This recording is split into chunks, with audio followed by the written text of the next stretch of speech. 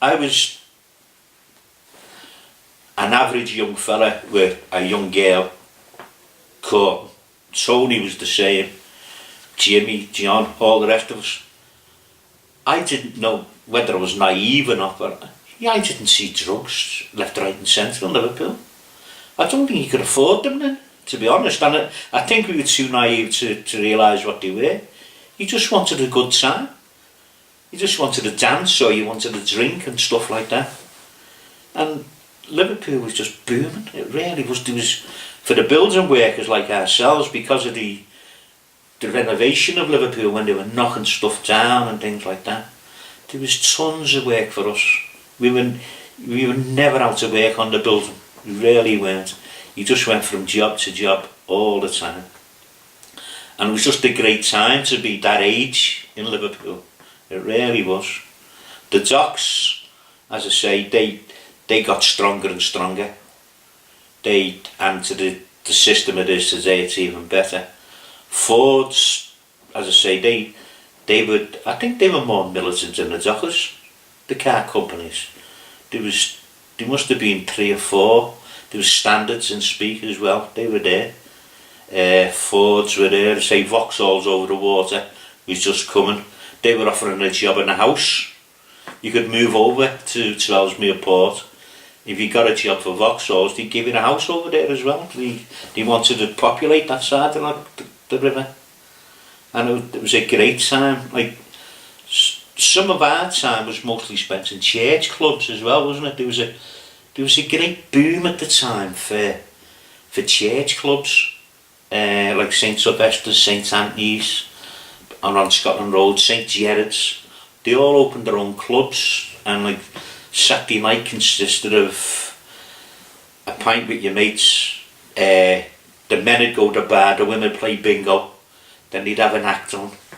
Like, we were there one night in St Sylvester's when there was a great man called Jerry Roach, who was the commentator or compere, and he apologised for the act not turning up, so he'd got a novelty one on.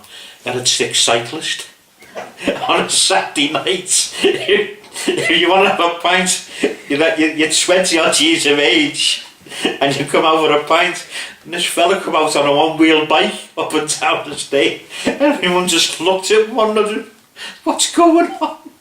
He couldn't believe what actually, he must have dragged him off the street somewhere or something like that. But this sick cyclist turned up, and we were watching him for a bit. But that was an era of them as well. They sort of come into it in the 60s as well. But everybody, the whole style changed. Like, to be honest, I can't remember how you dressed before the 60s, because all of a sudden you had suits with no collars on. Your hair got different. You had like Timpsons. Everybody bought the shoes in Timpsons and you had to ask what chisels you want, an inch chisel on your shoes, your Cuban heels and things like that. And everybody sort of got them. They just come out of nowhere. And well, the Beatles invented them, supposedly, but that just took off then. And then the flowered shirt started and stuff like that, and that was the next. There was like 2 eras of the 60s, if you like.